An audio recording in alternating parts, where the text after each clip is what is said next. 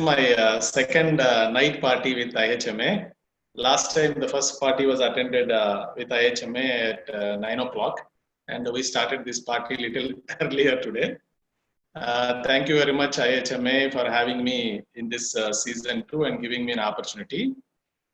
I would like to make it clear before, it's being a controversial subject. Yeah, it raises a lot of interest and controversy. Rather, analytical, integrated approach to other subjects in medicine. Yeah, today's topic is descripting sensitizing miasm, because I have not taken it as a theory of chronic diseases. It is my own subject. I just wanted to descript the sensitizing miasm. Yeah, you can see the students, you can see the traffic signal, syphilis, psychosis, and SORA. You will get these ideas from Ortega and Phyllis White, miasms when you read. Syphilis is depicted with red color, psychosis with yellow color, and SORA with blue color. It's a depiction related to pathology and symptoms.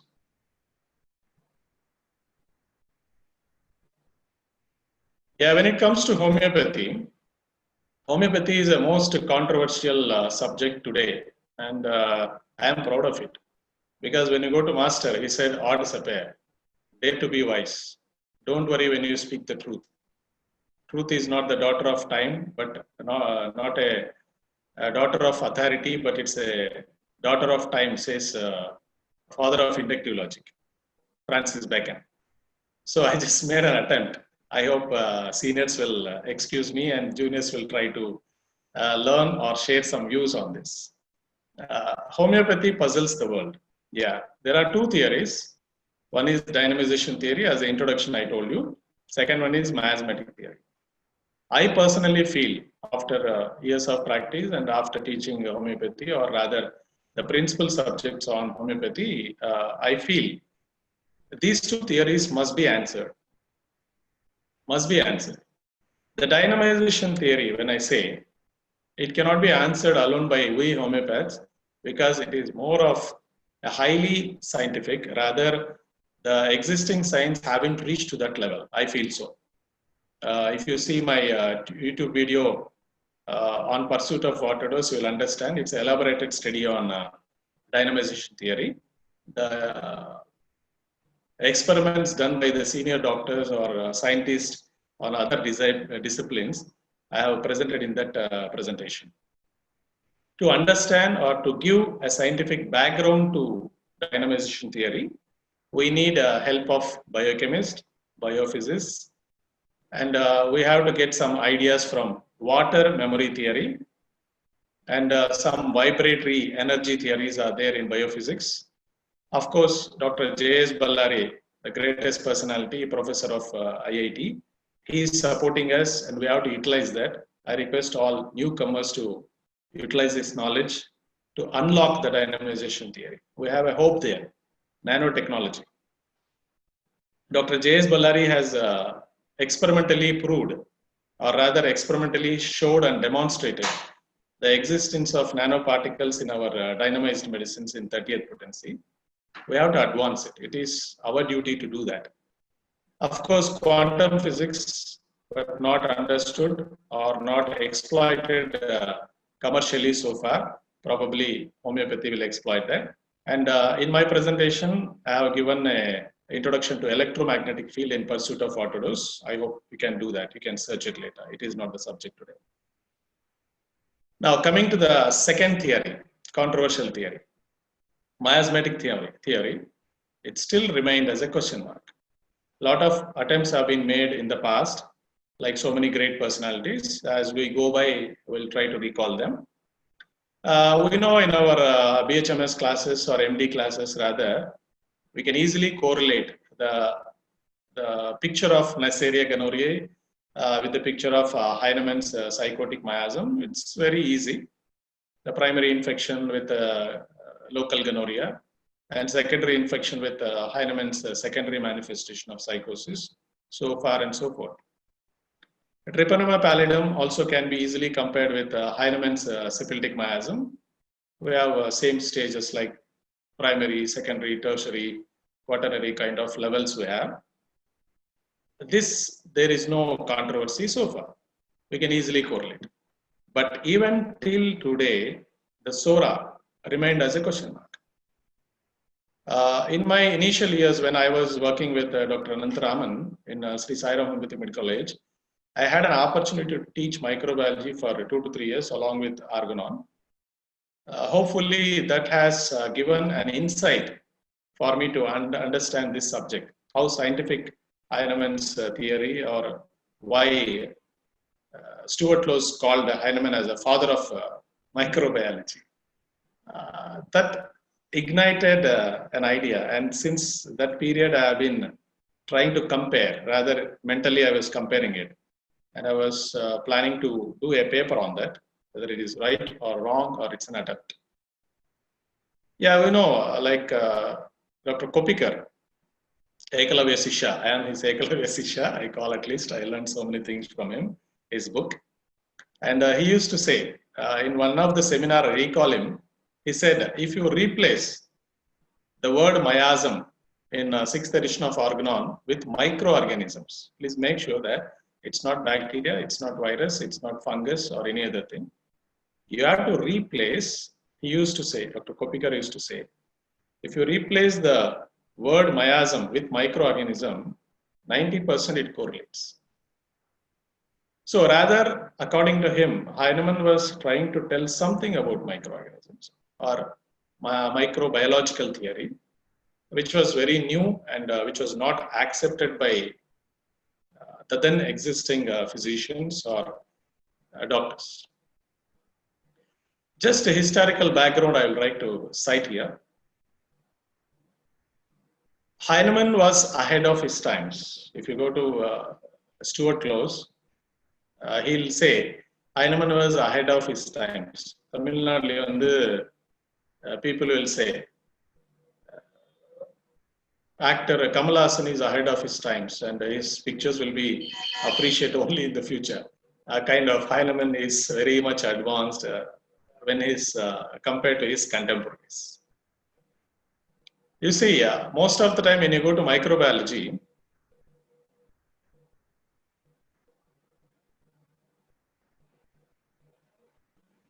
Varro, Columella, Fractorius, in the introduction chapters of microbiology, you can see these people, they have done a lot of research on microbiological or microorganism theories. And Master Heinemann, you can see the date. Heinemann had his last breath in 1843. Whereas the father of bacteriology, Robert Koch, was born in 1843. Louis Pasteur and his experiments dates back between 1822 to 1895, his lifespan. So we can proudly say whatever Heinemann experimented, or rather put forth the theories, they were very much ahead of today's theory of microbiology. And if you go to the quotings given by pioneers of homeopathy, Stuart Close in his book Genius of Homeopathy says, miasms according to Heinemann and most of his followers are nothing but infective agent. The word infective agent, a little materialistic, of course, that raises controversy. And again, I'll quote my friend Dr. Anantharaman used to say, without controversy, without fighting, you cannot do anything, you cannot achieve new things. That is why this plan. And Dr. Sir John Ware clearly stated, by miasms, Heinemann means germ disease. Germs are nothing but microorganisms. And of course, in our BHMS MD classes, we already studied. This is just recapping for the juniors or the students. Doctors are well versed with this. The mode of propagation of Asiatic cholera is a essay written by Dr. Samuel Heinemann, Master Heinemann. In those days, microbiology theory was not there, and Dr. Hugh Fland used to say that cholera is because of bad air. Of course, malaria is also because of bad air. But Heinemann, by his single-handed experimentation, he used these words, you can see, communicable by contagion. This topic is very relevant to COVID time. multiplication. You are a zoology student, you are a science student, you know only living things will multiply. The own definition of life is growth and multiplication. Only living things will multiply, right? Minute living creatures, Heinemann also used the words very minute living creatures, and even animated beings. Animation is movement. Beings are those living creatures. So these words, we have studied already. And I would like to quote Dr. B.K. Sarkar, who gave me a good topic for my today's presentation. Homeopathy, even today I'm telling students, we are divided in two groups as far as this subject is concerned. One group is happy with what 18th century science was there. They call themselves a spiritual school. They don't compare. They oppose this theory of miasms or microorganisms. And another group, another school, call themselves as scientific homeopaths. They want to advance. They want to do something new. They want to bring credit to Heinemann. And B.K. Sarkar belongs to scientific school. And you can see the words miasms are nothing but infective terms, contagious, minute, invisible, living creatures. Contagium vivum theory is actually originated, according to B.K. Sarkar, with Heinemann. But because of our own limitations, our own homeopathic limitations, I feel personally we didn't give proper credit to our master Heinemann. He has to be hailed as an initiator of microbiological theory. I feel so, at least.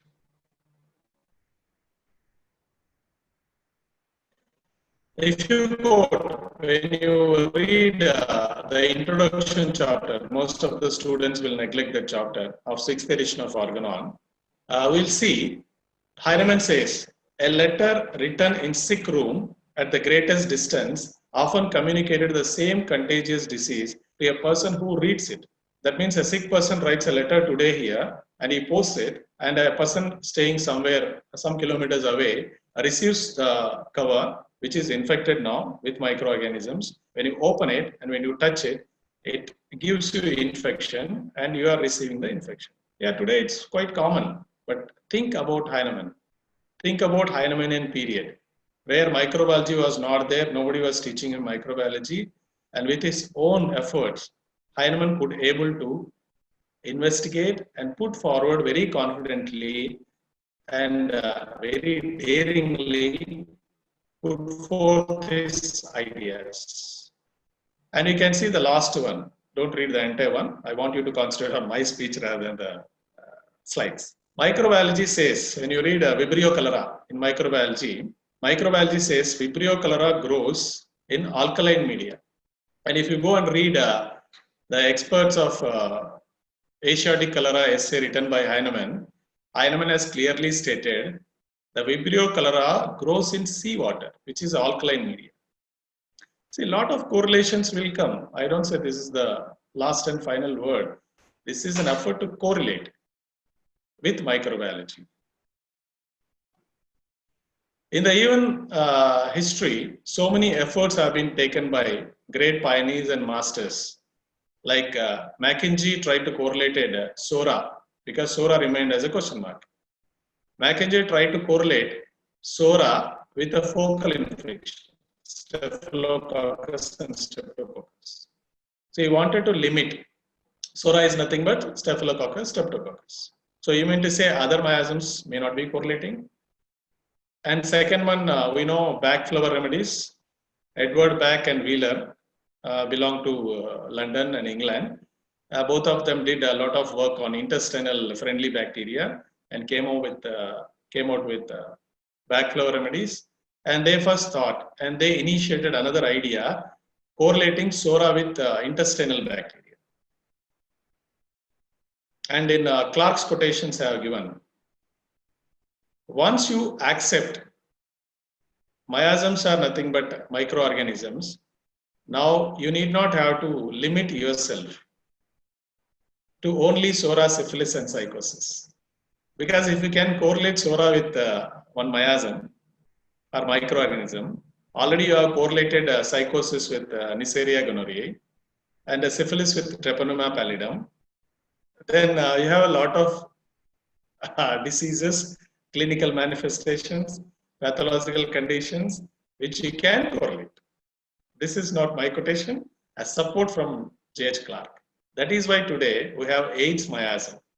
One of my students was asking how to correlate this. I said it's a controversial subject. We can discuss them in only webinars and seminars. But maybe in MD, we'll have to do that. So this is another way of contradicting. So once you have taken your mind to be a scientific homeopath and do some analytical study on Heinemann's microorganisms, I just have to correlate, advance this study a little further.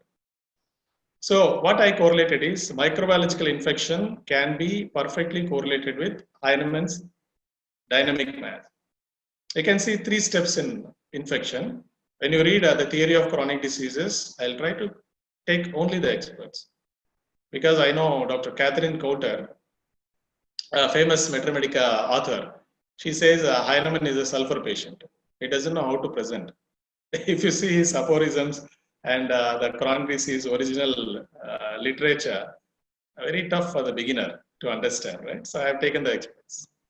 3 steps of infection, Heinemann says, any miasm, whether it is acute miasm or chronic miasm, hydrophobia miasm, any miasm you take, the infection will happen, dynamic infection rather, let us use Heinemann's terms, in 3 steps. Mode of infection, internal development, we call today it as incubation period, and external manifestation. That means once the microorganism or miasm has taken effect on the entire body, the clinical presentation will shoot up.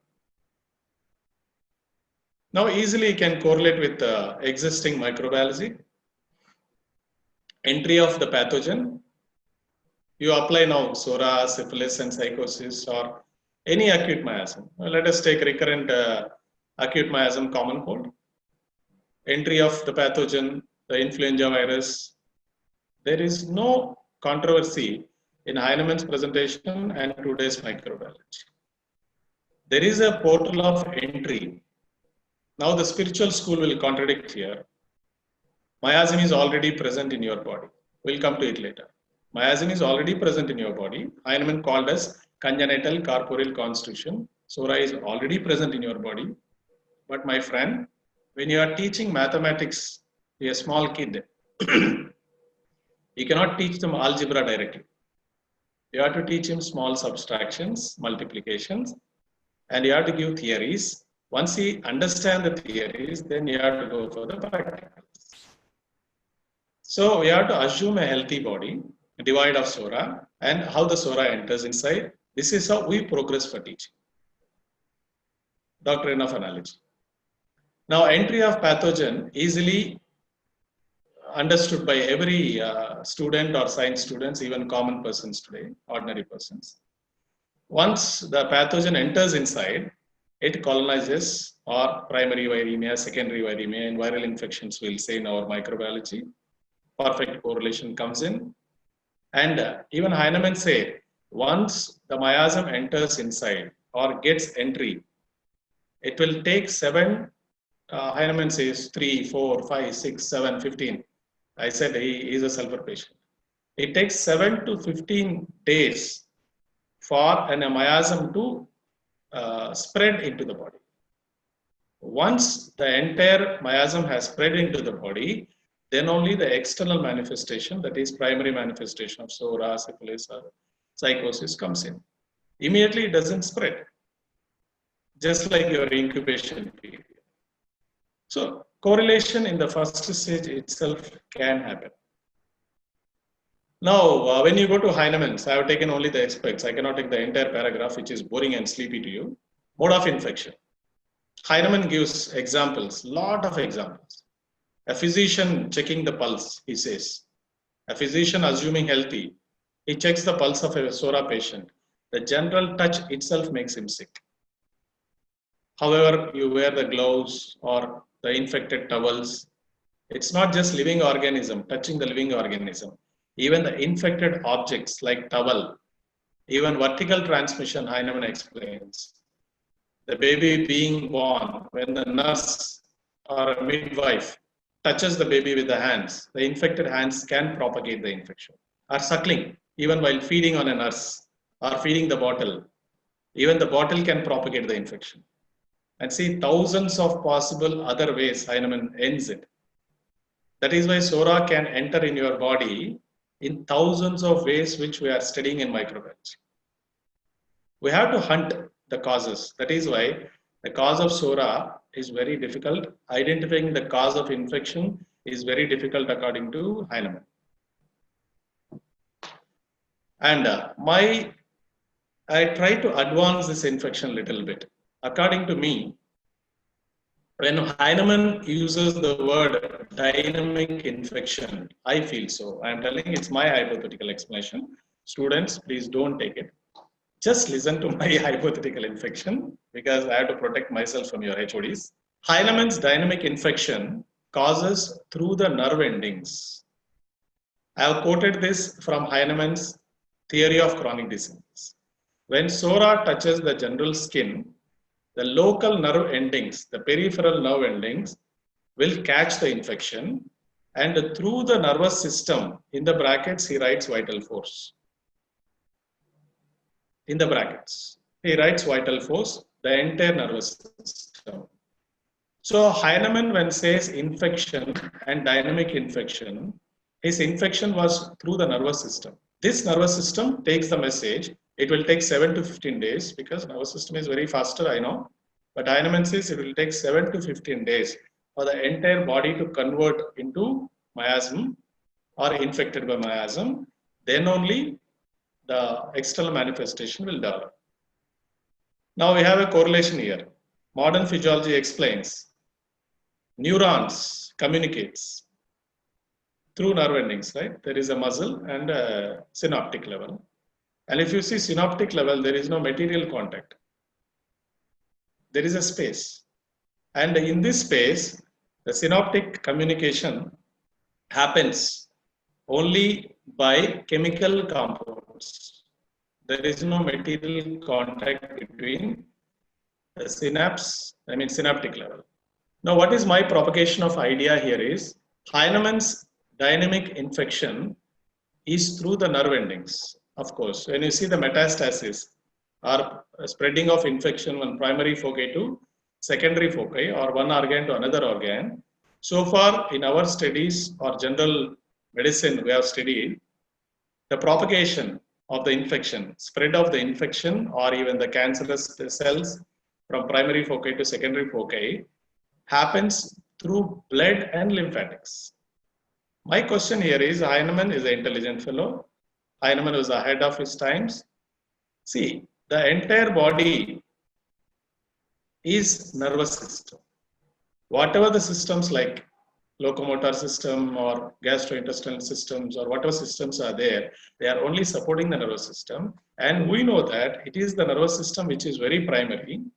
And do you think when a pathogen or any chemical agent or any allergen which is fatal or problematic to the body, only blood and lymphatics will react and nervous system will be numb without producing any infection or any message to the entire body or any message to the nervous system. I feel whenever any pathogen or any chemical comes in contact with the body in any form or through any manner, along with the blood and lymphatics, nervous system also do react. Yeah, we know in our science also it is supported. But when the infection comes in, the infection spreads not only through blood and lymphatics, even through the nervous system. That is why Heinemann would have used the term vital force in the replacement of nervous system, the then existing knowledge, the then medical terms that he possesses. So, one derivation I propagate, I put forth here is the dynamic infection of Heinemann, if we consider as an infection through the nervous system, we can correlate. And you can see a lot of quotations I have taken. Please don't read the entire thing, you will lose the communication. Just the bold letters you can read. even the smallpox, even the vaccinated material, Heinemann says, along with the protective matter, the vaccine also contains dash. When it comes in contact with you, it creates some sort of infection. It creates some sort of reaction in your body. Even it is a smallpox or hydrophobia miasm or SORA, syphilis and psychosis. Though the site of entry is in peripheral now, the site of entry is in the most sensitive genital organs in case of venereal miasm or the rabbit dog bite in hydrophobia miasm, wherever it may be, the nervous system does not sit numb. It has to reciprocate, it has to communicate. So in the brackets, again, you can see vital force to the entire nervous system. Heinemann uses the term. Now, controversy we can create here as far as translation is concerned. We are not reading the original book of Heinemann's German version. We are using the translated version. So we are purely dependent on the translated version of chronic disease theory. And in case of hydrophobia miasm also you can see mode of infection, no controversy, dog bite. And it's not just a simple dog bite, rabbit dog bite. And incubation period, again 7 to 15 days. And symptomatology, external manifestation of hydrophobia, same, no controversy. We have hydrophobia there, we have hydrophobia here. The miasm communicates through nerves. Even rabies virus is more having affinity to nervous system. That is why neurological symptoms predominate there.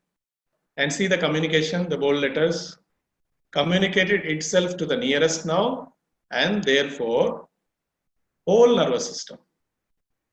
So the propagation of infection, when Heinemann says dynamic infection, which acts very fast, Heinemann uses the term as soon as the miasm touches. The moment itself, the moment, when he says the moment, the fraction of second, whereas the propagation of infection from one place to another place through lymphatics and blood may take some time.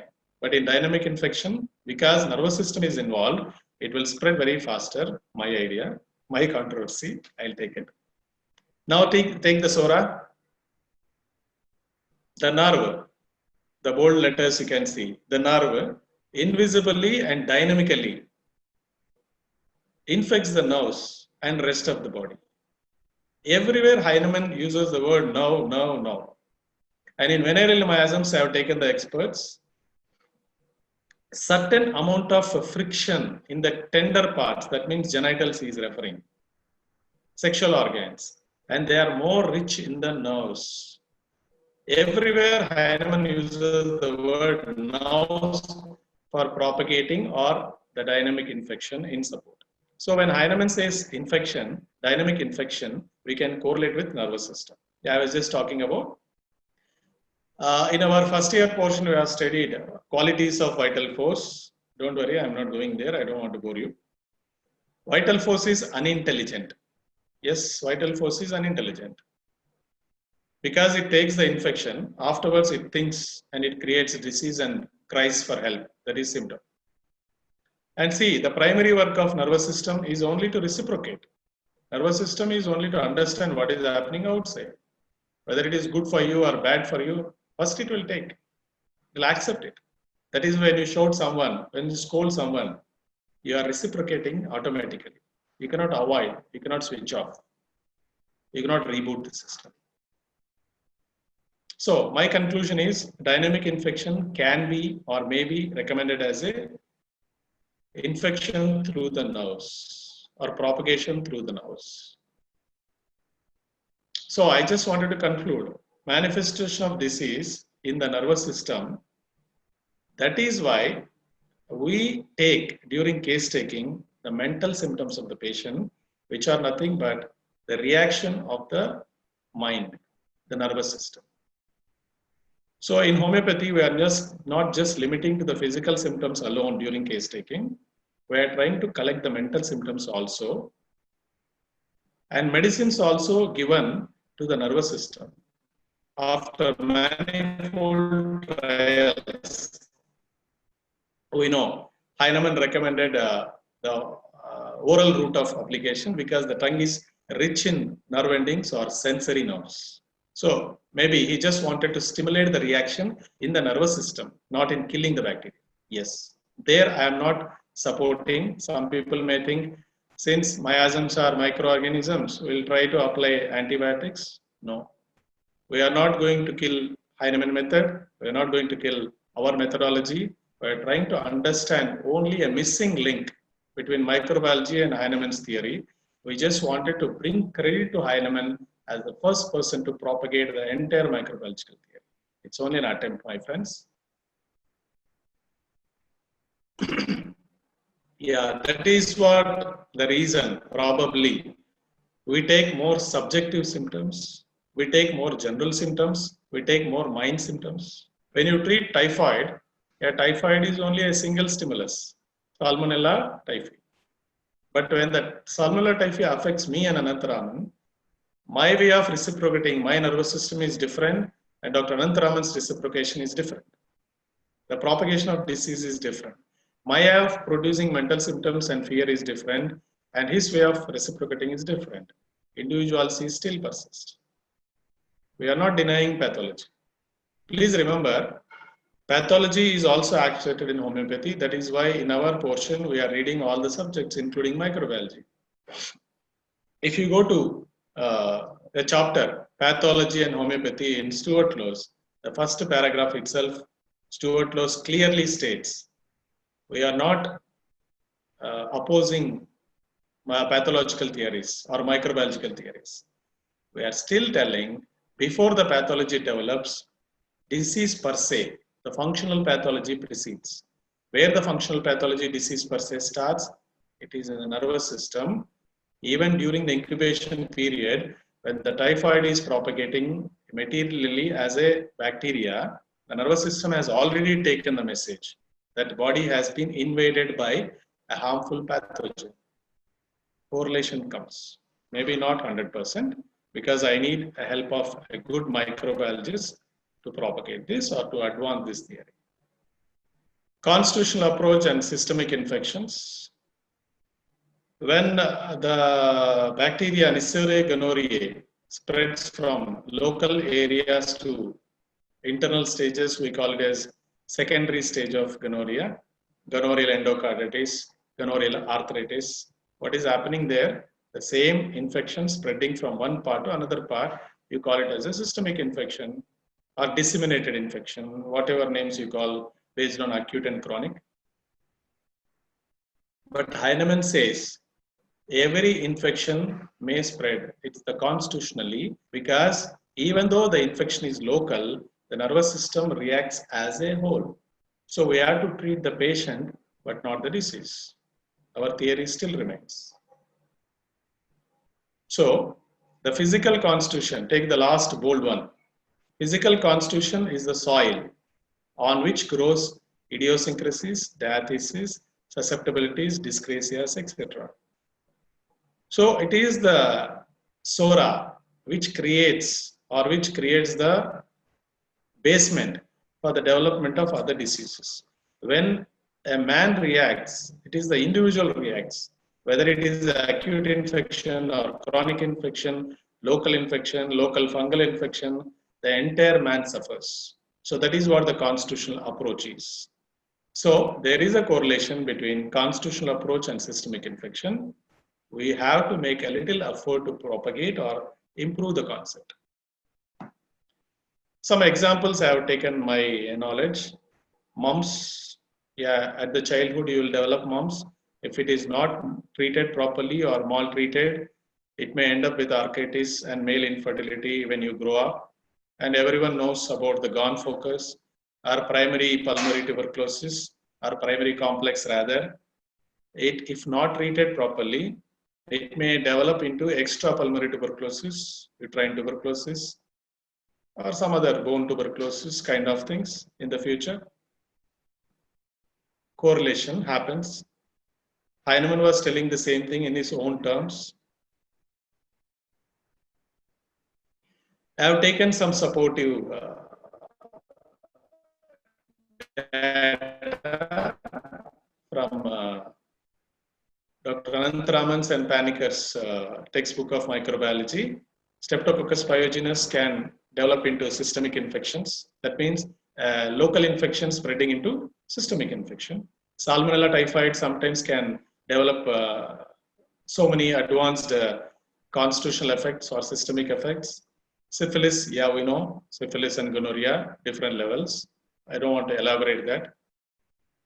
Tuberculosis, you know, just now I have discussed. Even pneumococci, which is very rarely spreads in, can even produce pneumococcal joint pain, osteoarthritis also, according to the book.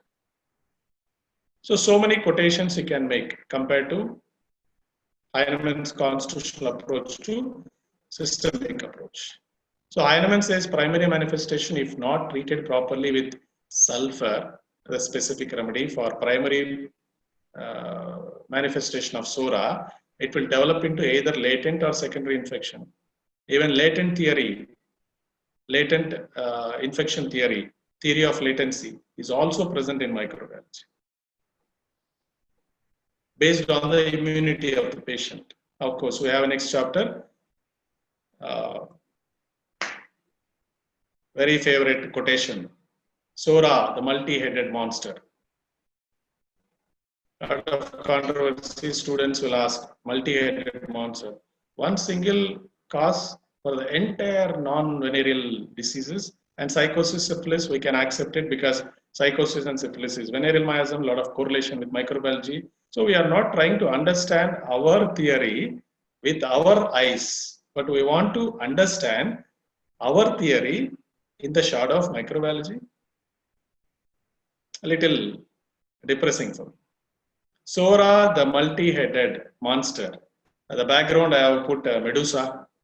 Most of you know Medusa is a Greek mythological character, and whenever she looks at anyone, the person will turn into a statue permanently. And Medusa has serpents in the place of hair. So Heinemann called Medusa-headed monster. Heinemann called the SORA as a multi-headed monster. Now I try to correlate the SORA multi-headedness with serotypes. I'll give an example rather than going to the theory, which I have presented on the slides. When you go to Salmonella typhi, typhoid patient comes, we know we'll try to individualize the case. One typhoid patient receives petroleum, one typhoid patient receives muriatic acid, one type of patients receives sulfuric acid, one type of typhoid patient receives bacteria, different, which little depresses us as an initial beginner. Yeah, I know, once you practice homeopathy, you'll understand the importance of this. But when you go to theoretically in microbiology, there are various types of serotypes. Bacteria, zati, madam, there are a lot of serotypes. Typhoid has serotypes.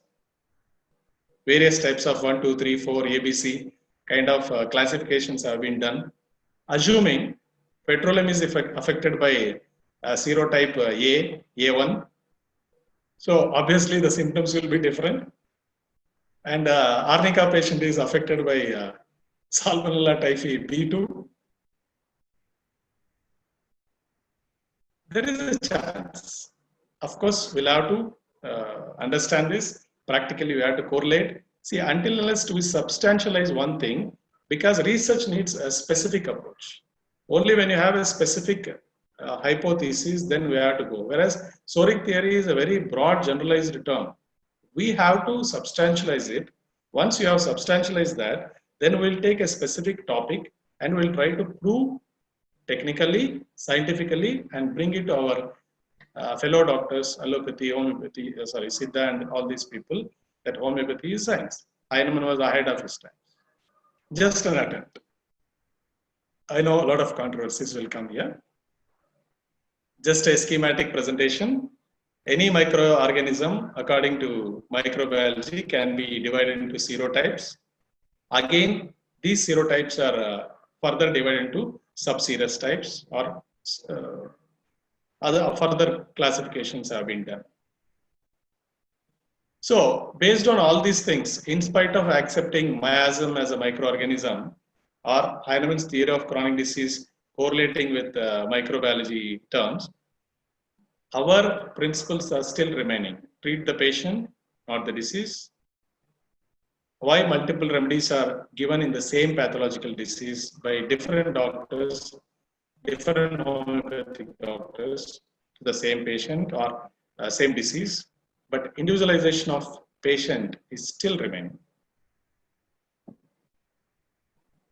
Now, in the first year Organon, 6th edition chapters, we have studied miasms are conditional forces and medicines are unconditional forces. That means miasms cannot affect every person until unless he is susceptible to it or some other factors. I don't want to teach Organon because you will run away. Whereas microorganisms, if you see in a microbiology chapter, bacteriology chapter, we have conditions favorable for bacterial growth. One chapter is there. For a bacteria to grow, we need nutrition, we need air or no air based on the type of the organism. We need water or no water. We need light or no light. We need pH value, either acidic or basic. They are conditional. Today, COVID, whoever is infected is not dying, right? COVID is a microorganism. It doesn't affect the clinical pathological picture in each and every one. It will not kill each and every one. It is a conditional force. Miasm is also conditional force. Feynman was telling that. Second point, host. Who are you? You are lodging the microorganism. You are lodging the miasm. Until unless you are susceptible or your immune factors are there or your dyscrasia or your diathesis, whatever terms you call it as, until unless you allow the microorganism to grow, it will not. Now quote Kent's, bacteria is not the cause of the disease. Bacteria is the result of the disease. Can correlate still. Now just schematic presentation. Guessed the bacteria or microorganism, the virulency factor is very important, or type of the miasm is important to affect a host. The host, that means the living organism or human being. The immunity and susceptibility has to be there, that is the host response, and optimum conditions for the growth, that is the environment. Until unless you have these three factors, guest, host, and environmental factor, no bacteria or miasm will affect you. Heinemann says Sora is universal. Yeah, I accept that. Sora is universal. And what is Sora? Still remaining the question, right? Miasms are conditional forces. Medicines are unconditional forces.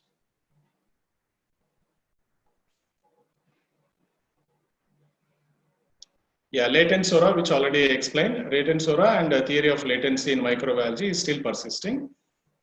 Some parasites or miasm or microorganisms may remain silent in your body without producing any symptoms until unless the factors or optimum conditions for the bacterial growth happen in your body, they again flare up. Then when Heinemann says latent Sora flares up, you frown. Why?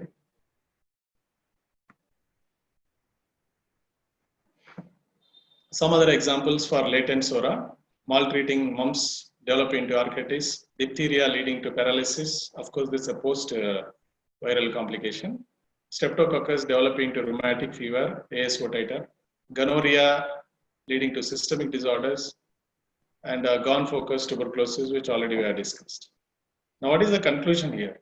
How to descript sensitizing miasm? I had an idea. I just wanted to share with you people. I said, it's a controversy, I'll take on my shoulders. I state, after doing all these conclusive studies, Sora is a state. Unlike syphilis and psychosis, Sora is a state developed in the healthy human being when he affected by the toxin of a pathogenic living organism. You have studied the bacteria, the surface antigens, the surface chemicals, sometimes flagellar antigens. Even the antigen is dangerous. The toxin on the shell of the bacteria is dangerous, not the bacteria itself. That is why you have live attenuated vaccines. Toxins have been removed, de-attenuated toxins, antitoxins, kind of things. So SORA for me is a state, like BK Sarkar says, SORA is a soil. It prepares the soil. It sensitizes you to the other infections. Until unless a healthy person sensitizes, he'll not get the acute diseases, he'll not get the miasms, other diseases. So I conclude SORA is a state resulted by the toxins of a pathogenic living or even non-living. Like you can explain the autoimmune disorder because SORA is a multi-headed monster. This autoimmunity can be because of some non-living chemical contact to your body or into your body. This state can be considered as a SORA. SORA for me is a state resulting because of the toxic effect of a living or non-living entity which is predisposing to a group of diseases or any other diseases further resulting. So SORA is sensitizing you. So SORA when sensitizes, all other things will come. That is why I'll correlate here in support from Pioneer. J.H. Allen in Chronic Miasm book, a big book, right? He says, pathology becomes the servant, but not the master of our art. Now, whatever in microbiology you explain, whatever you explain in pathology, we are not denying it. We believe before the pathological demonstrable disease manifests, there existed a disease per se, functional pathology, and which is triggered by this state. And this state is predisposing to a lot of diseases. Now, whatever you explain in microbiology, once you are sensitized, your cells are reacting, your nervous system, your reticuloendothelial system, lot of systems are reacting and it will take a lot of time. You know, the primary immune response will take time, we have studied in our microbiology. Primary immune response is very slow. During this process, a lot of chemical changes do happen. We'll study it in microbiology. And once the cells handle or control the infection, few cells will remain as a memory cells. Secondary infection or secondary immune response when secondary infection comes, which happens very faster. So the first infection I call it as primary infection of SORA. Secondary ones are propagating next infections. The same thing happens. I used to share with my students the type 3 hypersensitivity response. The antigen antibody complexes. When antigen enters inside, our body reciprocates primary action and secondary action. Now, this secondary counteraction and secondary curative actions you can explain in type 1, type 2, type 3, and type 4 reactions. Maybe it will take little time. I limit myself to type 3. When an antigen enters inside, antibodies will develop. An antigen antibody chemically react. It's a chemically demonstrable infection. And the antigen antibody complexes are moving inside the body. And there is a component called as complement, which digests this antigen antibody complexes. And this complement is very limited in our blood.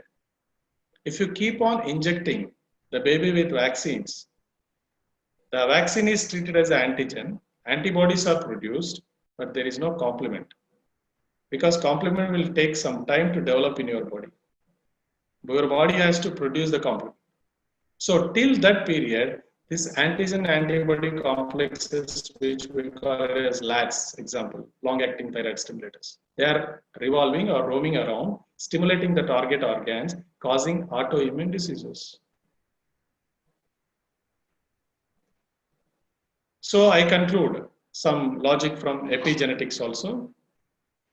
After genetics, another topic, epigenetics have come, but epigenetics has not been commercially exploited because it is not applicable in pharmacology. So they have left it. Epigenetics do accept that gene can change. We know virus has a capacity to go inside. Virus will take over our genetic matter. When our genetic matter has been hijacked, do you think we are not carrying the viral gene inside? No, this is not my concept. Microbiologists of today, they are accepting it. It is advanced microbiology now. If you go to Google or YouTube and add this, whenever any virus infection happens, your genes have been taken over. Even though the virus is dead, the toxin which is left in your body starts diluting your daughter cells. That means your daughter cells are still carrying the stigma of the virus infection. That is why our genes are changing. We are not what we used to be. That is what Heinemann says. Even though the microbe organism is not there, still the stigma is carrying in your body, which we call it as miasm, whether you call it as chronic miasm. And you carry this state from one generation to another generation. Not in the primary infection where you have Neisseria gonorrhoeae, but not materialistic level, but you are carrying the stigma. The affected daughter cells are carrying from one generation to another generation. Now you read Kent's second chapter, psychosis. Psychosis, secondary manifestation, Dr. J.T. Kent says, in the primary manifestation, when you have a sex with an affected person, the gonorrhea will spread to the local parts. But if you have a sex with a secondary manifested fellow, that means where genital symptoms are not there, you start getting the infection in the secondary stage. That means the stigma is carried, not the bacteria or the virus. I feel a little correlation can be done. So I feel personally, by neglecting not to answer the theory of chronic diseases, at least not taking a step, or at least criticizing everyone who takes the step. We are not propagating scientific community. I don't claim this is perfect theory, but just only to stimulate the new brains or my students who can advance this theory. I feel there is a correlation to Heinemann's theory of chronic diseases with microbiology. Thank you. Stuart Low's quotation. Thank you, sir. Dr. Vinodini? Sir? Sir, let me tell you, I never have had such an angle of miasm so far. I feel really energized after hearing your session, and I am fearful. No. I just feel it's a thought-provoking session actually. Thank you. I can't get in words to explain that. And also, sir, sir, Dr. Vinodin is a student of you. He just passed out in 2018. Okay. Okay. Yes, very nice. nice I was fortunate to be one of your students, sir. Thank you, madam. Thank you very much. And here I want to add, like it's a groundbreaking hypothesis, and I think it should be developed into a research work.